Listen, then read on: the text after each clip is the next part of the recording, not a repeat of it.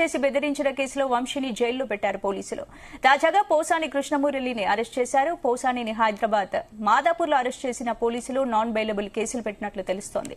ఇక త్వరలోనే మరికొందరు వైసీపీ లీడర్ల అరెస్టు తప్పదా? టీడీపీ రివెంజ్ పాలిటిక్స్ లో పడబోయే వికెట్స్ ఏంటి? ఇవాళ స్పెషల్ డిబేట్ లో చర్చిద్దాం. రైట్, ఈ రోజు డిబేట్ లో మనతో పాటు చిట్టిబాబు గారు స్టూడియోలో సిద్ధంగా ఉన్నారు. అలాగే వైఎస్ఆర్సీపీ నుంచి నాగమణి గారు, సీనియర్ అనలిస్ట్ బాలకోటయ్య గారు జూమ్ లైవ్ లో సిద్ధంగా ఉన్నారు. నమస్తే అండి, వెల్కమ్ టు డిబేట్. చిట్టిబాబు గారు, ఏం చెప్తారండి? ఇప్పుడు వైసీపీ నేతల వరుసగా అరెస్టులు కొనసాగుతున్నాయి. వంశీని అరెస్ట్ చేశారు, నెక్స్ట్ పోసానిని కూడా అరెస్ట్ చేశారు. ఇది ఆశ్చర్యపడాల్సిందో ఆశ్చర్యం పొందాల్సిన విషయం కాదమ్మా. ఎందుకంటే ఎన్నికల ముందు చెప్పారు రెడ్ బుక్ అని లోకేష్ బుక్ పుచ్చుకుని మరీ చూపించాడు. మేము అధికారంలో రాగానే వీళ్ళందరూ గుణపాఠం చెప్తాం, అవి చెప్తాం అని చెప్పారు. అది చెప్పింది వాళ్ళు ఎగ్జిక్యూట్ చేస్తున్నారు. ఏదో షాకింగ్ న్యూసే కాదు, షాకింగ్ ఆశ్చర్యపోవాల్సింది జరుగుతుందని తెలుసు. ఎప్పుడు అనేది తెలియదు. ఇప్పుడు ఎగ్జిక్యూట్ చేస్తున్నారు. అంటే వైసీపీ హయాంలో టీడీపీని టార్గెట్ చేసిన నేతలను విడిచిపెట్టలేదని సంకేతాలు ముందుగానే అరెస్ట్ జరుగుతుంది అంతే. ఇప్పుడు దీంట్లో ఏంటంటే అరెస్టులు, ఇప్పుడు అతను అరెస్ట్ చేయడంలో అతను మాట్లాడిన కమెంట్లు తప్ప ఉప్ప అవి తర్వాత విషయం, అది కోర్టు నిర్ణయిస్తుంది.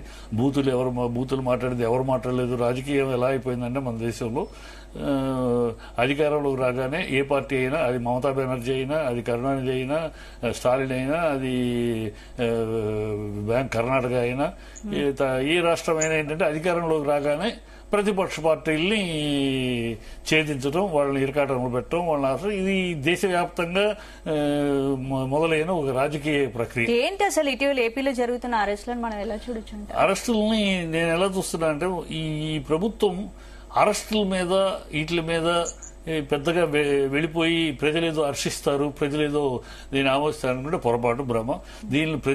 దీనివల్ల ప్రజలకు సమస్య కాదు. ఇది రాష్ట్రాన్ని అభివృద్ధికో దీనికో పనికొచ్చే విషయం కాదు. ఏదో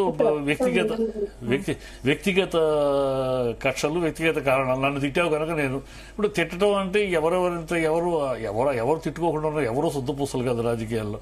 అందరూ తిట్టిన వాళ్ళే, అందరూ తెలుగుదేశం వాళ్ళు. తిట్టడం అంటే లిమిట్స్ క్రాస్ చేసి పర్సనల్ గా ఫ్యామిలీ మీద అటాక్ చేసి, లిమిట్స్ క్రాస్ చేసేది ఎవరు ఎంత క్రాస్ చేశారని లెక్క తప్పితే లిమిట్ క్రాస్ చేసి అందరూ క్రాస్ చేశారు. బోషడికి అంటారు లిమిట్ క్రాస్ చేయడం కదా.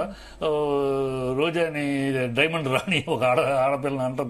సో లిమిట్స్ క్రాస్ చేయటం అనే పాయింట్ అందరూ క్రాస్ చేశారు. అందులో ఎవరు ఎంత పర్సెంటేజ్ ఎక్కువ, ఎవరు 70%, ఎవరు 30%, ఈ లెక్క తప్పితే మన రాజకీయాల్లో ఆ స్థాయి పోయింది. ఒకప్పుడు రామారావు గారు అన్నారు, రామారావు గారు కాంగ్రెస్ వాళ్ళని కుక్కమూతి పిందెలు అన్నాడు. అందుకని కాంగ్రెస్ వాళ్ళు ఏమైనా ఏకబడి కేసులు పెట్టి అలా ఏం చేయలే అన్నారు ఆయన. అలాగే రామారావు గారిని ఎన్నో అన్నారు.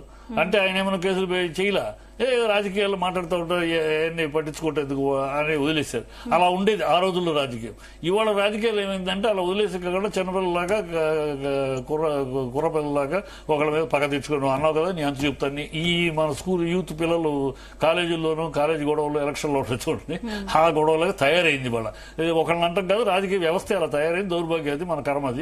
అది ఇప్పుడు ఇతను తప్పు ఎంత అనే లెక్క కన్నా కూడా నేను అడిగేది ఏదంటే, ఇది మీరు చేసేది ఇది మీ యొక్క ప్రభుత్వ విధానం కాదు.